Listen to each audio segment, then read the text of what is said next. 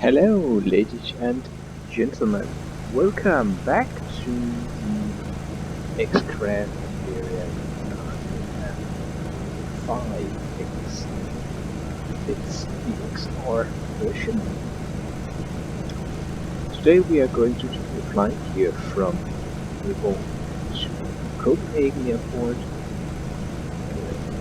As I try to make a video as objective as possible and show the case in where we fly from A to B. So that's what we're going to do today. And we are sitting here at Dane Designs Aalborg Airport. Scenery, and the weather is okay. We're not gonna fly online today like we did in the previous videos. So that's how it's going to be today. But anyways, let's jump into the cockpit here and fire up this aircraft. All units okay. And we get those auto warnings here. And we would go through the phases here. And I try to not be critical and such today. So hopefully we'll get a nice experience today.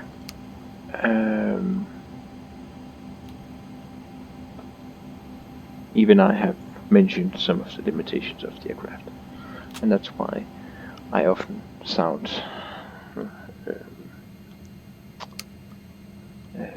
a bit critical.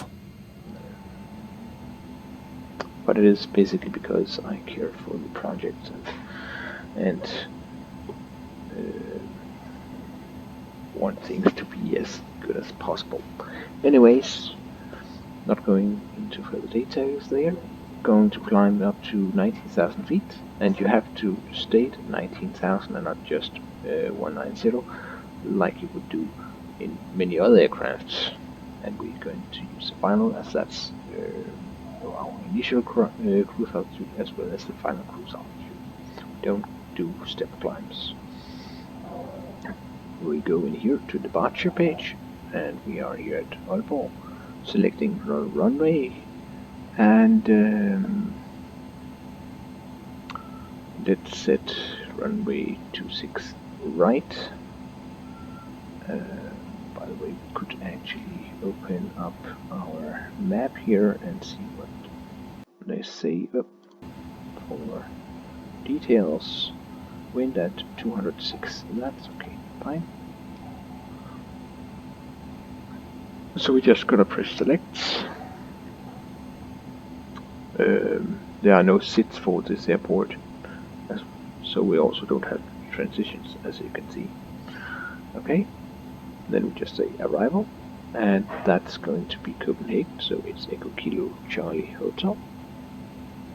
There we go, selecting the runway we're landing at, and we are landing at runway 22 left, selecting, and setting up the star here. That would be the Sweda 1 November, select, approach, it's going to be the ILS. As I have been mentioned in another video, is that I guess this is the DME and this is the localizer approach procedure according to the chart, and this is the ILS. We're just gonna select the ILS, so that is in, as the aircraft does not support the RNAV approaches, it seems.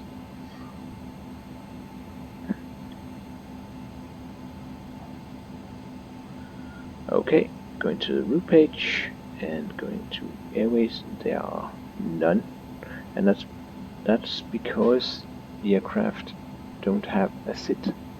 Then we have to manually edit a waypoint, and the first is the LAPMA. So we're going to first tell the aircraft what is this? It already now says fix, but if it was NDB, you would click the NDB and you see that it would change, and then you enter it. Then we have the tab key that you can enable, and then you could actually enter the waypoint with your keyboard, and you hear that sound there, and then it comes up and we can say, yeah, that's right, save it. Airways, you see, is there, so we can continue with the airway and say it might be naughty because we're not going to fly from Lapland to Aalborg, so it is the opposite direction, so that is naughty. So selecting that, and then we would move the arrow down to the Sveda VR station and selecting it, and it is now accepted. Then we can go back to the route page here and edit, and then you can see Lapland, Nord, Madag, Håkan, Kult, and Sveda. Then everything is just fine. Going back to the pre-flight here, we're just gonna do the flaps 9 takeoff here. It is like there's an arrow up and down, but this is not working. You can of course set it, but you can only set it for either 9 or 22, and we're just going with flaps 9. Yeah. Then we're just gonna use the cruise power, as that is powerful enough, else the airspeed has a tendency of getting away from us. Anyways, we have cruise speed of 300. Press that one. 19,000 feet is set.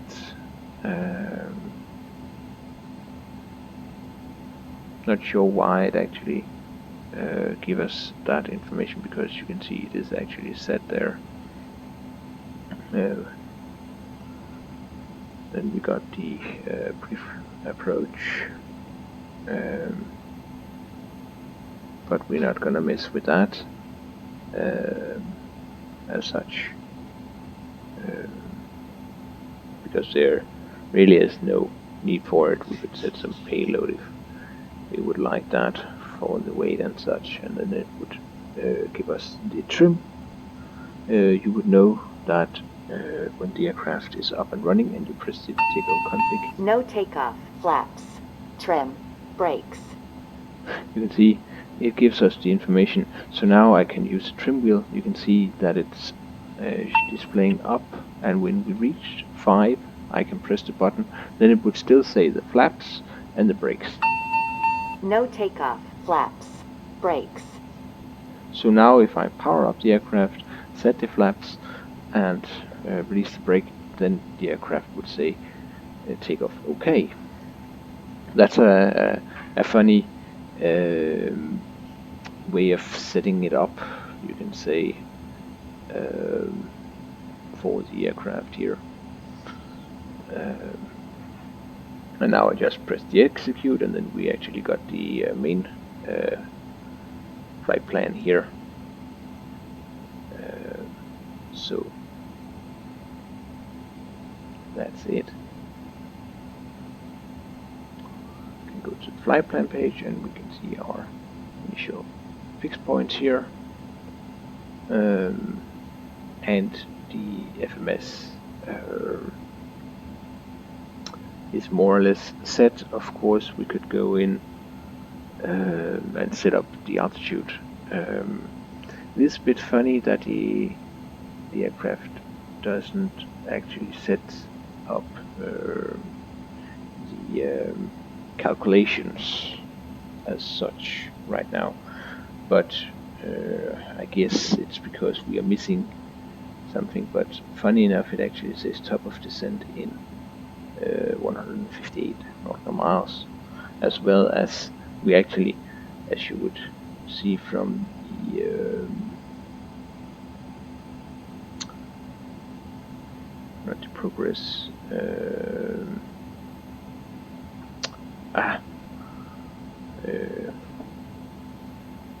the pre-flight, and was it the second page? You can see it actually all. It's funny that it says missing, because we actually have given the aircraft the information for the cruise. Not sure if it might be because of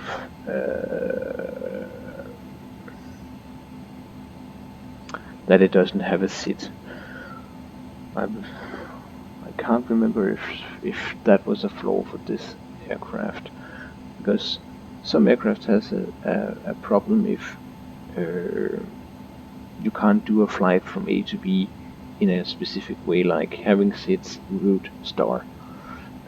I remember that problem from the past, but I can't remember which project that actually had that issue, because in fact we have given the aircraft the information. I could of course try to tell it what it already knows,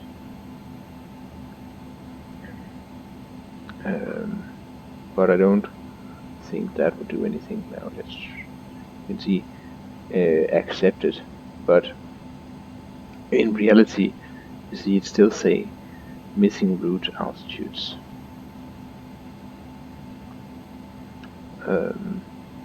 So yeah, of course I can go down and say a waypoint, but it's not sure that we are at that specific altitude. So I can go in here and say, well, we should be at 19,000 feet, but then you see it would automatically set all the other fixed points, except from those that are preset by the chart, as you can see here. The green here is actually those that are set, and the others here seems to be some calculated values in between. So yeah.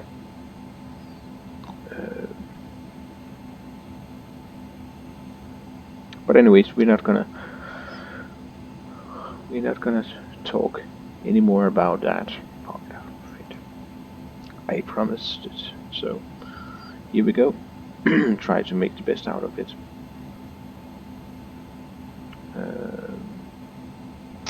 And so far I have not found a way to actually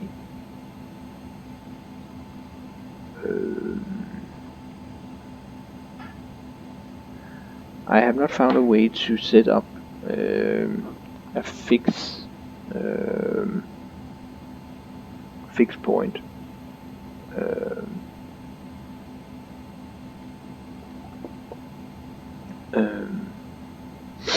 Like you would know over here,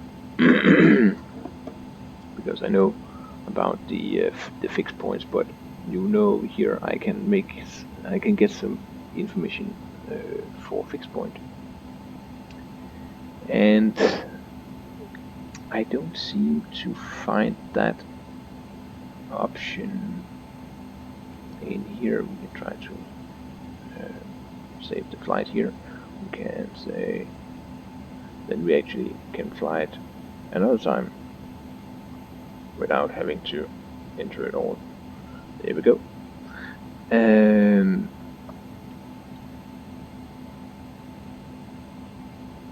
But it doesn't seem that we have the ability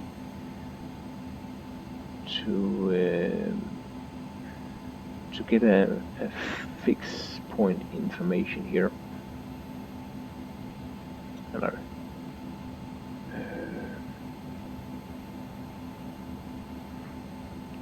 I'm really missing a way to actually go directly to the FMS page. It doesn't seem to be here, as you can see. you have to go into one menu and then to another to actually get to the flight plan page, as you can see here. But what I'm missing is the feature here when I actually can go in and say, well, no matter what it is, now Copenhagen, yeah, that's our reference, and we just want to make a big circle around 70 nautical miles. Boom.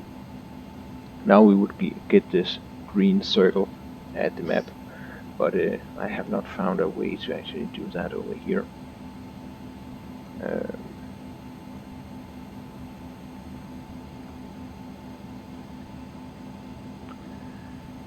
Or at least to get the information for the fixed page. Because in here I see the information, but fuel and such not seems to do anything right now. Of course, the engines is not running. We can get the engines up and running now, and we should, so we can get the aircraft on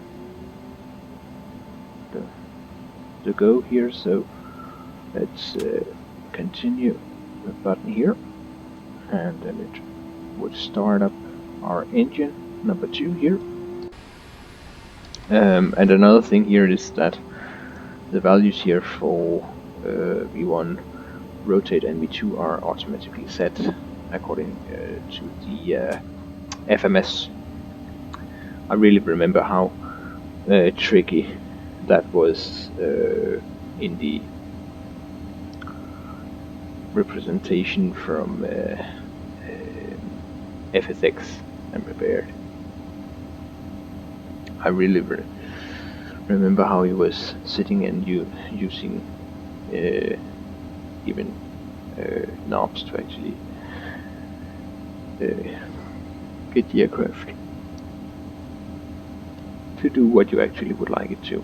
Okay, anyways, I'm using my little shortcut here with my autopilot project just to speed things up here, as it is a lot easier to use than the stock, because the click spots for small, you see how it flickers between them. Even I did not move the mouse in the first place, so and it works perfectly fine, and I'm happy about that.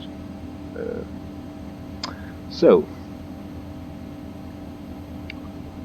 without further ado, let's open the map again and see what was EKYT.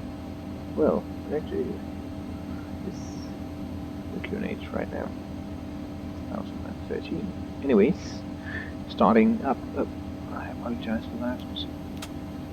There we go. Starting the engine number 1 and closing. Taxi lights on.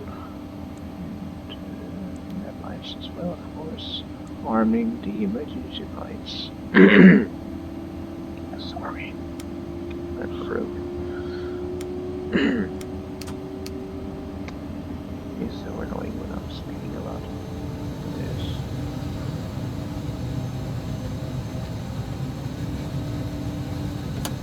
There we go.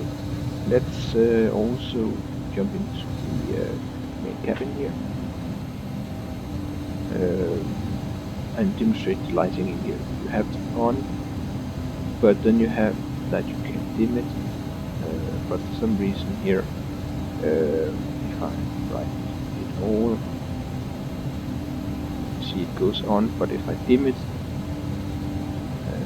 switch it on, then it goes to full. So it is like, if it isn't on full, then go to full, and the other way. Anyways, we have good 2 engines running here, so we're just gonna start our taxi here to our runway. And we're just gonna do a manual, even though we should be over by the terminal here in order to do this procedure, as you can see. As here you would actually push back in reality, but anyways, it is just a simulator. It's a bit funny we actually have this. Let's try see if we actually can get it.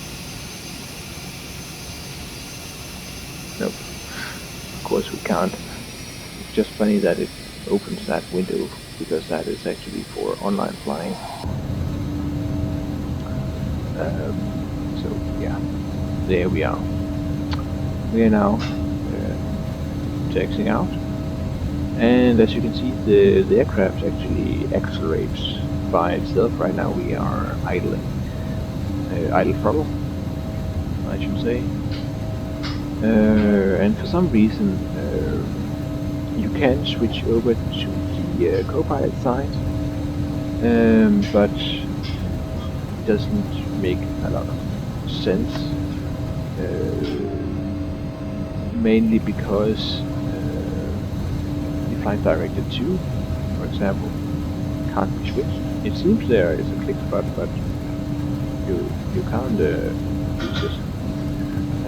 As well as everything you're doing on the pilot side would, or co-pilot side would go both ways. So this is actually just a mirror of the captain side and the other way around. So they are just linked and combinations. And that's at some aspect just perfectly fine. I don't need individual looks. Of course, it makes it more realistic that I may look at one page over here on the captain side and the co-pilot is looking on another. But anyways, it does the job, and I actually prefer it to some degree because sometimes it's just more fun to sit over here like the co-pilot, and basically also that's where you start off. So if you want to simulate, there are actually quite few aircraft where you actually have ability to simulate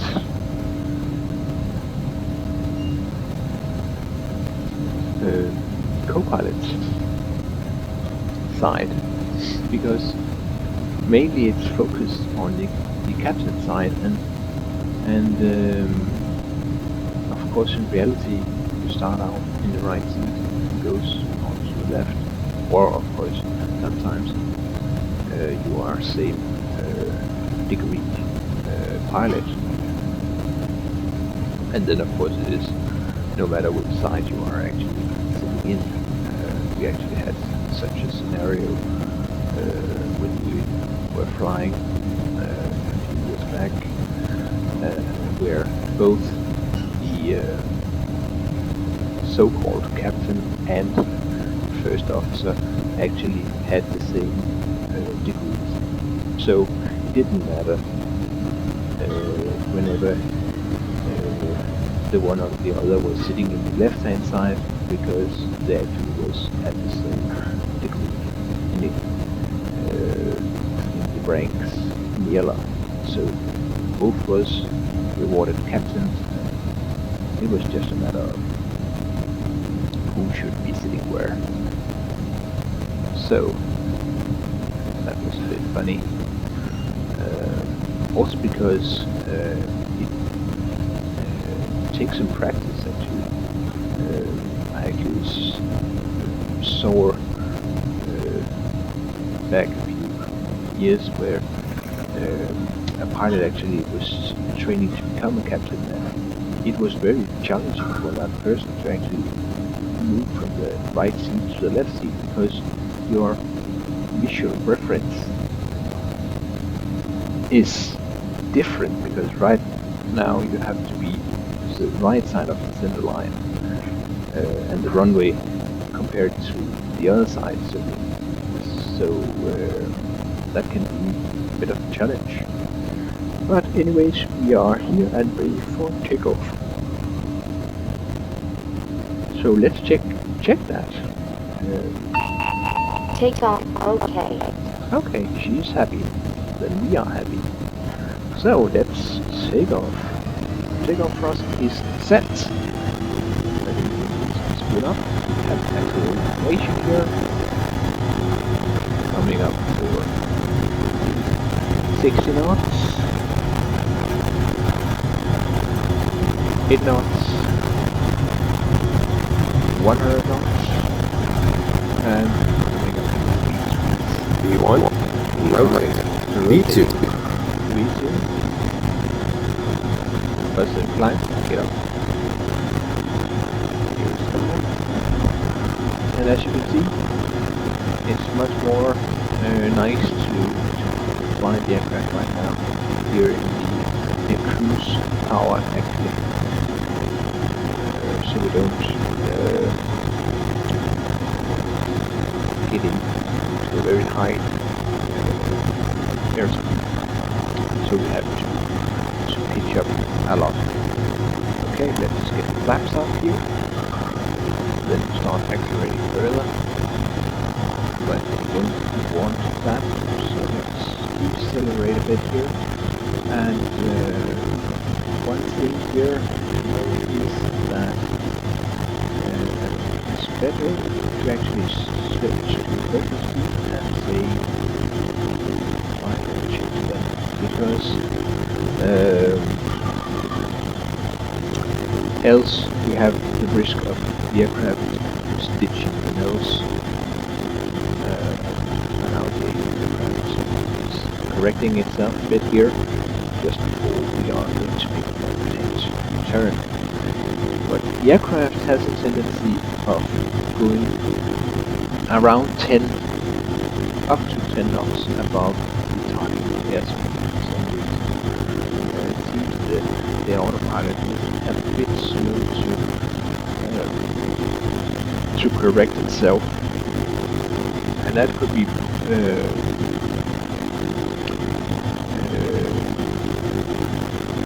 quite right in some scenarios, because pilots actually say the Airbus and such, the aircraft can be pretty slow at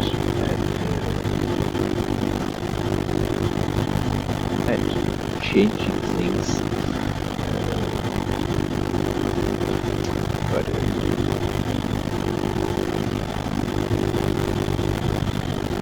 I have not seen this as a problem as such. Now I have it at jumps as well, so yeah.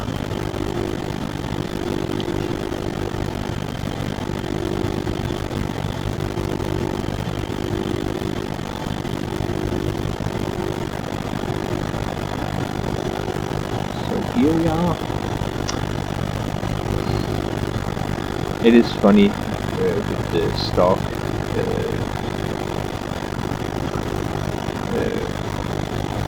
way that it is doing those turns here, a direct line out, because it's like a direct line here, but then they have made this half circle. It looks a bit funny, but it is by no means different from what actually is in reality. And here you have this zoom here, but at the co-pilot side you can't open the windows as you can here. Yeah, there you go. Can you double check that? Yeah, okay. You see, it is everything is linked to the left seat, so even you're looking over there.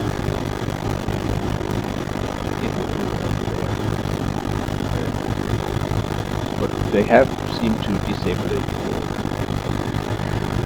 for other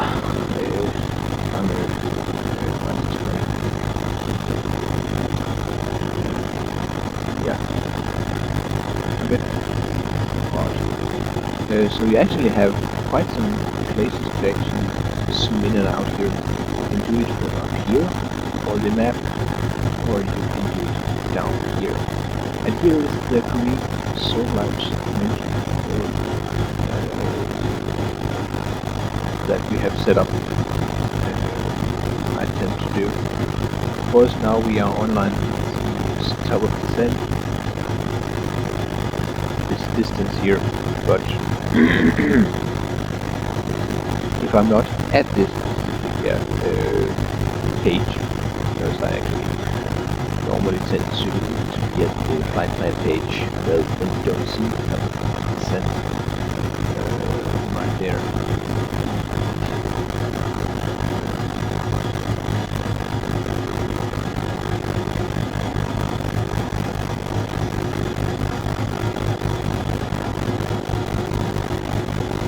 Okay, and one thing I forgot.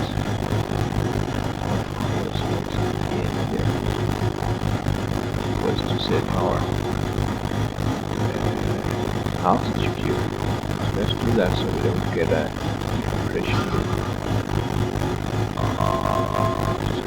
there. We probably already had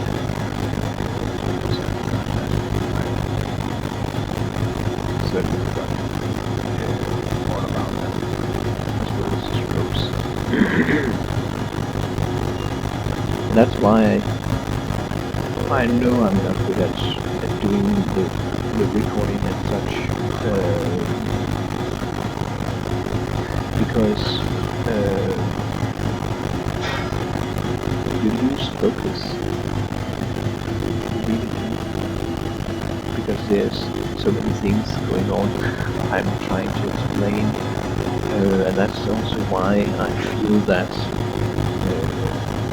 back in the days when EKYT 737, when Jan actually took the time and took the aircraft, of course he's flying the aircraft in real life, so who knows, or who should know the aircraft better than him.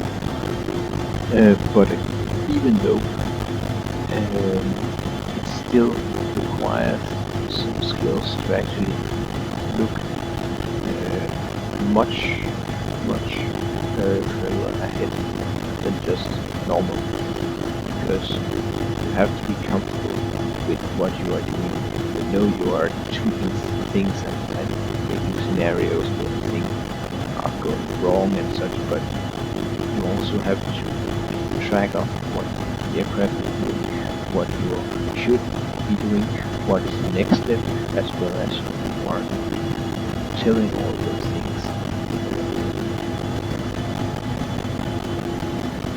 It may sound easy, but it isn't as easy as I think. Of course, now you just say yes.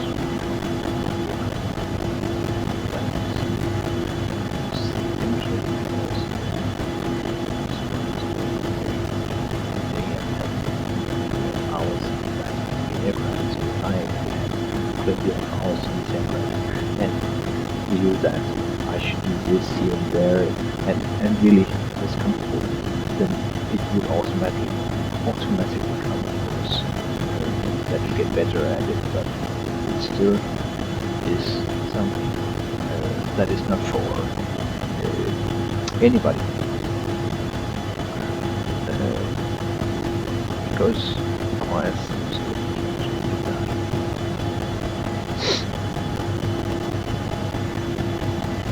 and of course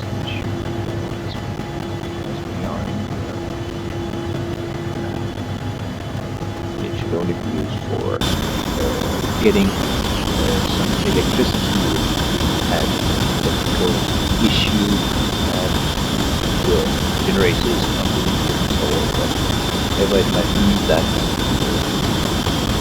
could generate power than our alarm.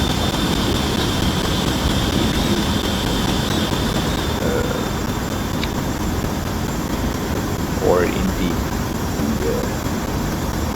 aircraft's Premier turbine, the alarm scenario. Funny enough, some developers included it, or I should say a very few people back in the Epitech version. I was captain sim that actually simulated that, and quite something other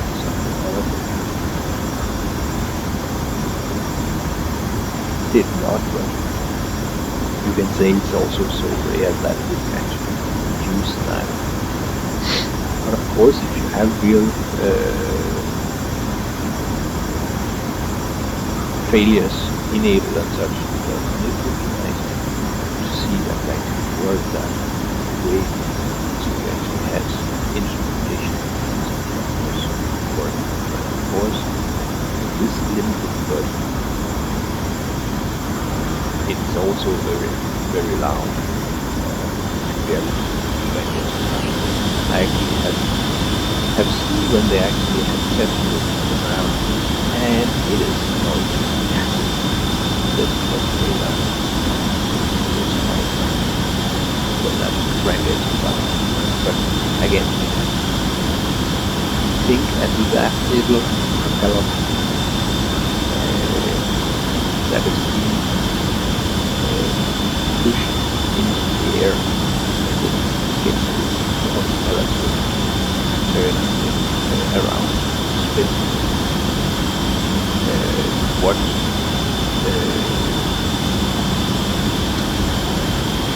how many RPMs would you run at? So when you think that all promotes that 50, but not that noise effect actually hurt to have more burning at low very nice because the smaller you get, the higher RPM volume you really hear those propellers.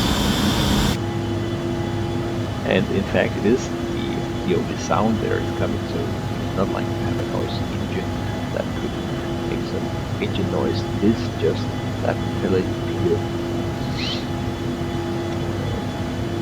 as it is the last resource, you could say, the engine released all of that.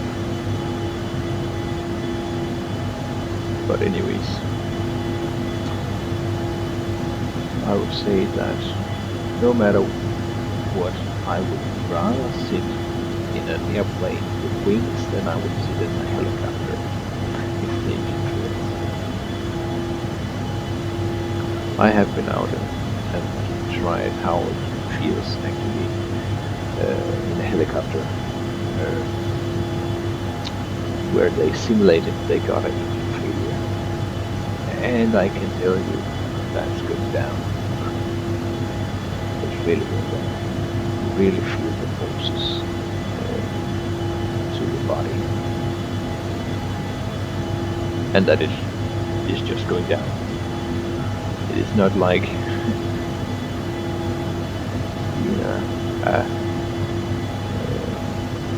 a roller coaster or such, where things just goes up and down. It's not like you can feel it in the stomach that it feels funny, but it is like a suction in the stomach, so it really goes down. But anyways, I have tried it once. That was enough for me. Or it wasn't actually that once, it was 3 times in a row or such, as it was simulations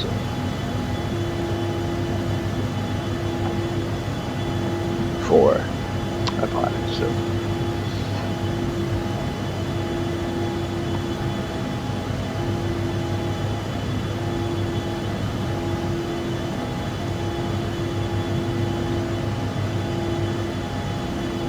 I know we have passed our green circle, but as you also can see on the map, it's not a straight line to Copenhagen, so first a bit out, then in this direction, and then directly in. So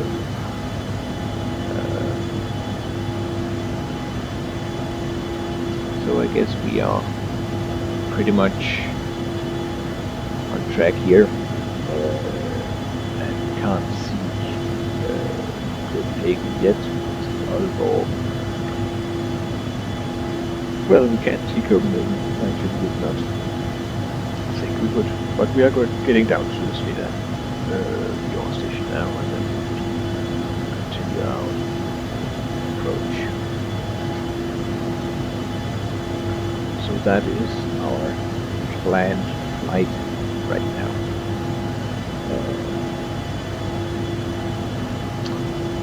And it is runway 22 left. Take the FMS here. Go to radios. See that we can tune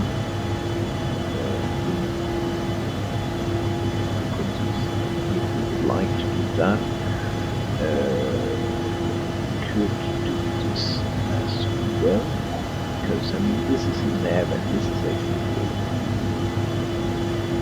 ILS. Let's try to do that. Entry accepted. So that's radio 1. Then we got the radio 2 and our small code. Set for 220. We can try to go over here and activate C as well. Stand by. Now it's actually transmitting and receiving. And you can edit anywhere you like. I did small and got like that.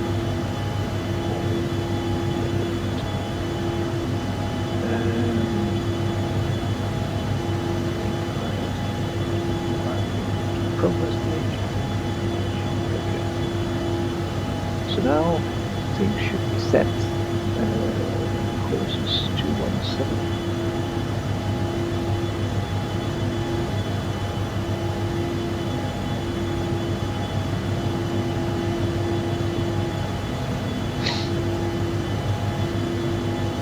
Okay, and 6.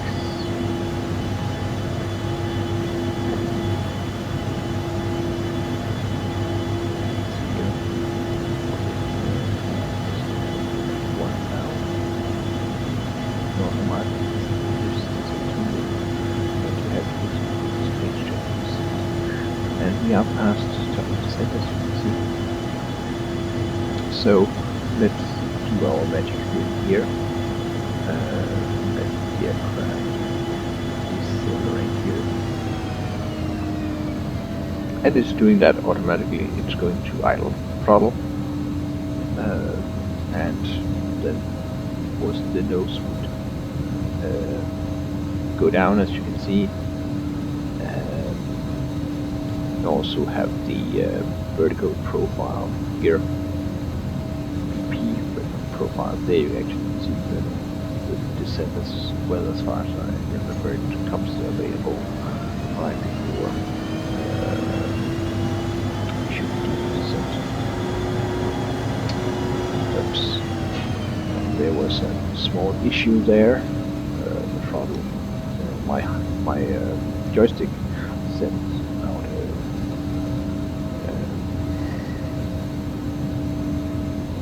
an input. And that's not good.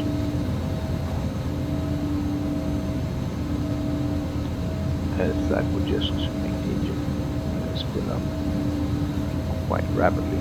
Right now we are descending quite rapidly, and that's why in this aircraft I guess it would be better just to use the vertical speed. But of course, when you are doing those rapid changes here, it seems like the aircraft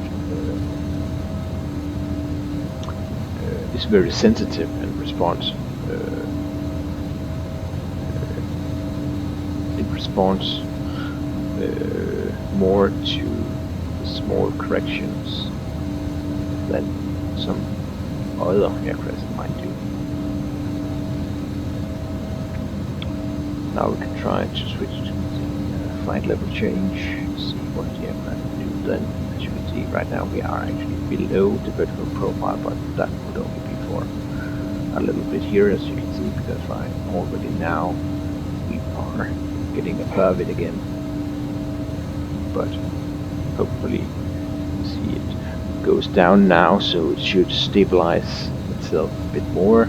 Why I chose to use the flight level change mode inside the aircraft right now is that you can see at my autopilot project as well, it would send the input that is pre-programmed before it used my autopilot, and that's basically because you can see it lights up whenever it's the one at my project or the other one, but it is basically due to some custom coding in the button here. So it light up just as normal, but right now there is some coding that make it adjust the airspeed compared to if I just press it over here. But since the button is active, I can't do that. So let's try to re-engage it here. Oops, and we are down to 10,000 feet, so we should continue to set here. And now you see I have the ability to actually adjust the airspeed here.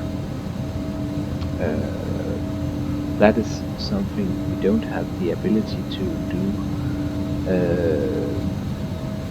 when we are using the button over here. See, then it goes to the 240 and it is locked, as you can see. So in theory, we are bouncing around with some of the same concept variables, but there are some custom codings, even though the stock FMS, not the stock autopilot actually still works if you just give it input. So in theory, if you press the flight level change button, had assigned that button, then the aircraft would react just like my project here. Because then I would guess if we go to speed and you press the flight level change button here, then you still have the ability to change it, but you can see how the mode changes. See here. Now it jumps to the speed mode, as you can see. So my flight level change actually is the same as the speed function in this aircraft, and that is also what I have mentioned previously.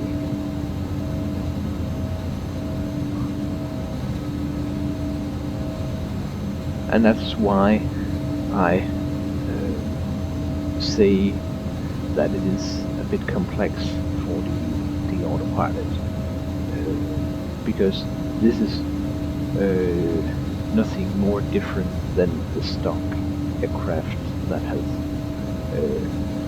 specific programming for a specific aircraft type. This would be exactly the same, and often those aircraft would react just like this. So in theory, the aircraft might be programmed differently, but it still reacts to the stock codes that are in the autopilot. But it all depends on the aircraft, the layout and setup. So it's not entirely true all the time. Okay, let's hit it once again. It could actually be nice now that you could select the ILS frequency. It could be nice if you could actually just go here and click I guess that some users actually would prefer that option to some degrees, but that's just what I think. Okay, and now we are getting ready for our approach here.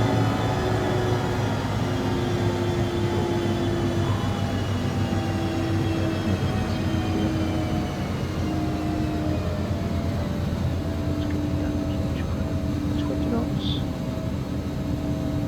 Yeah, we're shooting here. That was. Oops. Look at that. That's a lot of electric power lines down there. Not sure that could be entirely correct, but it is. Here we are. Getting ready for our approach here, so we are going to arm the approach now. I will do it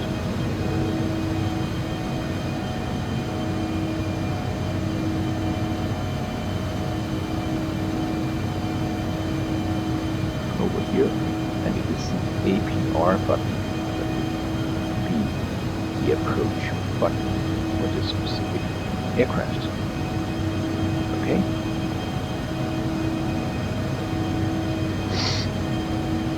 So now we are getting close to the interception here, so we are going down to 180 knots.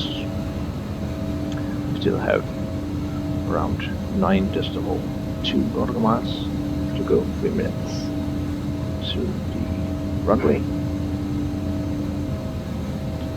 And we are using the course 2. It doesn't matter when it is the 1 or 2. It's just fine. It has recognized down here at the heading 217 and the Oscar X-ray Sierra. So that's just perfectly fine. You see, the aircraft really don't decelerate that much, so now we are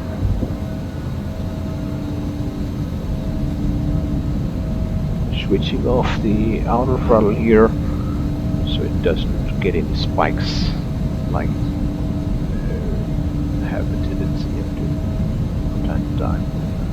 And then we are going to set a new target speed here. Let's go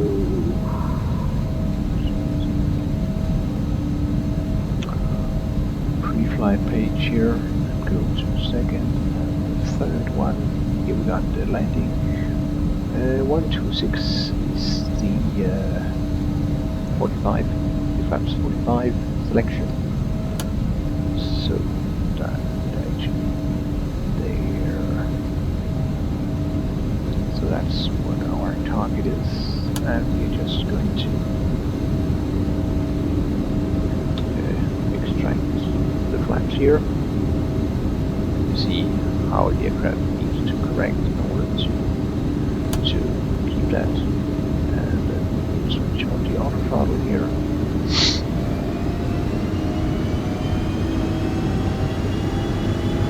Right down to 125 knots, as the target says,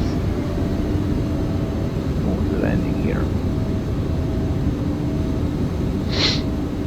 And we have already flaps 45, so we are ready for the landing. Okay, and I want to switch off the autopilot.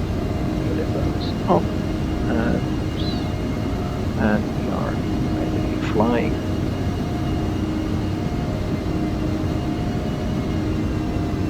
Go, and we're getting 500. There we go. Corrected. Let's try not to get over. See, the airspeed is dropping, so we have to accelerate a bit here, but you see really isn't much using pitch or throttles here. For it seems that it is losing airspeed and then it is increasing airspeed. It's quite simple. 100. Here we go. 50.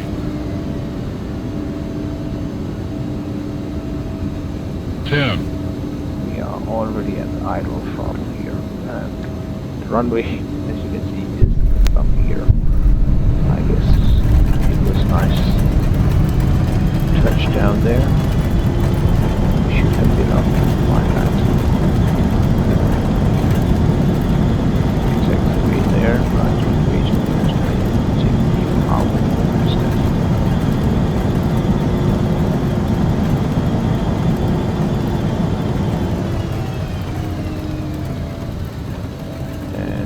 Go.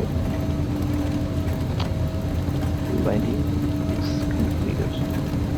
You see, we already start accelerating the airspeed again. Checking the flaps here and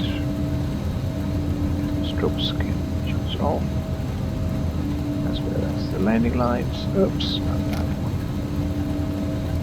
So now we can just taxi in here. And we are going to a specific area in the terminal where aircrafts are normally parked for this operation.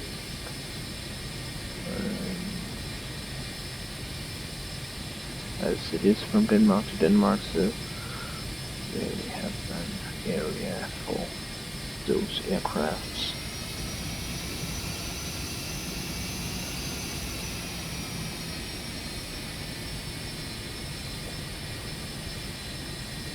It really was a smooth landing there, I guess. Or at least it felt so.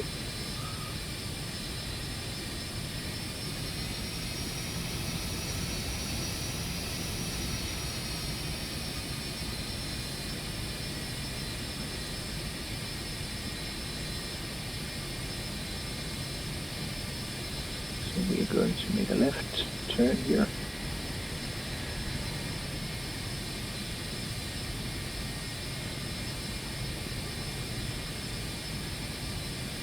And I already feel we are getting fast here. Yeah. We certainly have a higher speed.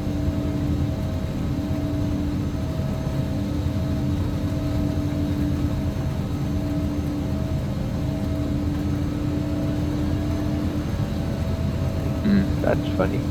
True speed is the same as our indicator speed right now. Okay.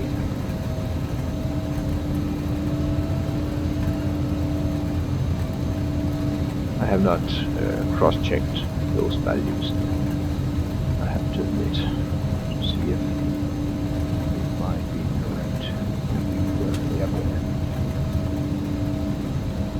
Okay. So we should make a left-hand turn and a right-hand turn. And then we can park.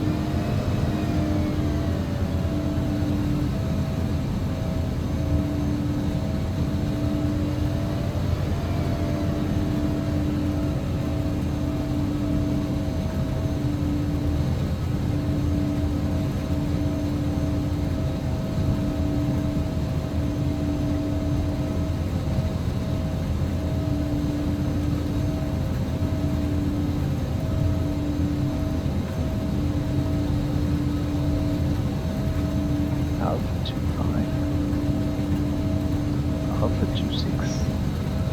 I guess we are going to take Alpha 26.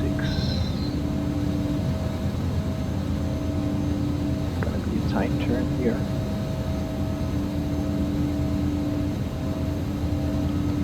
That's how it is in the island.